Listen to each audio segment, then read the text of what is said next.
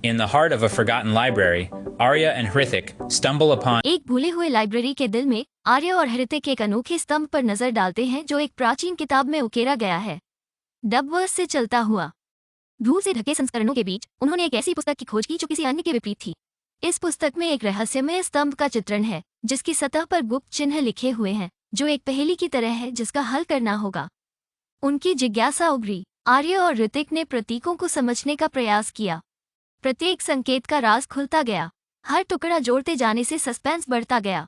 पुस्तकालय में उत्सुकता और पुरानी किताबों की खुशबू से हवा भारी हो गई। जब अंतिम प्रतीक को डिकोड किया गया, एक अनपेक्षित यात्रा शुरू हो गई। डबवर्स से चलाया गया। थोड़ा वे जानते थे, स्तंभ के रहस्य को डिकोड करना एक अकल्पनीय अभियान की शुरुआत थी। अचानक आर्य और ऋतिक एक ऐसी दुनिया में फंस जाते हैं जो उन्होंने कभी नहीं देखी थी।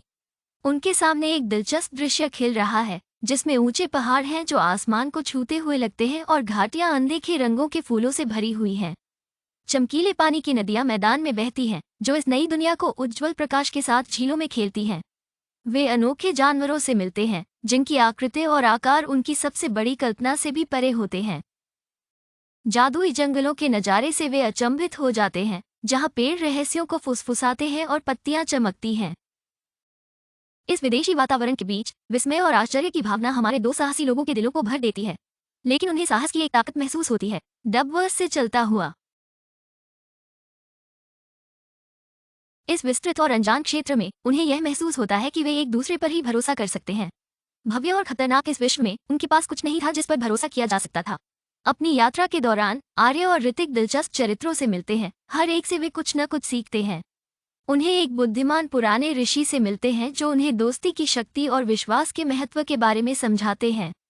वे एक बहादुर योद्धा से मिलते हैं जो उनमें साहस और किसी भी विपरीत परिस्थिति का सामना करने की इच्छा पैदा करता है। डबवर्स से चलता हुआ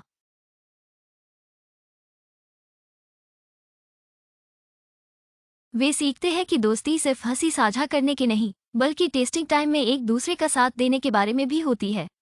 उन्हें ये सीख मिलती है कि बहादुरी डर के अभाव से नहीं, पार करने के बाद होती है। वे सीखते हैं कि आत्मखोज सिर्फ अपनी ताकतों को जानने के बारे में नहीं, अपनी खामियों को स्वीकार करने के बारे में भी है। ये सबक उन्होंने असाधारण तरीकों से सीखे हैं जो उनकी जीवन यात्रा और दृष्टिकोण को आकार देते हैं। हर मुकाबले और हर परीक्षण से उनकी दोस्ती और मजबूत हुई। अंत में अपनी दुनिया में वापस आने के बाद आर्य और ऋतिक अपने साहसिक कारनामों पर विचार करते हैं। धूल भरे पुराने पुस्तकालय में शुरू हुई यात्रा ने उन्हें सबसे बड़े सपनों से अनजाने जगहों तक पहुंचा दिया। वे अजीब जानवरों से मुलाकात कर चुके थे, जादुई जंगलों में घूमते रहे और अनोखे जगहों की खोज की। एडवेंचर तो थ्रिलिंग था, पर उनका सबसे ज्यादा ध्यान उन परिवर्तनों पर गया जो उन्होंने किए थे। डबवर्स से चलाया गया। आर्य को साहस और दृढ़ता की शक्ति सीखने का मौका मिला, जबकि ऋतिक ने एकता और दोस्ती की ताकत का अनुभव किया।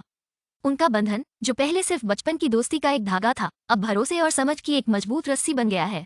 उन्होंने न केवल उम्र में बढ़त हासिल की थी, बल्कि ज्ञान और आत्मा में भी।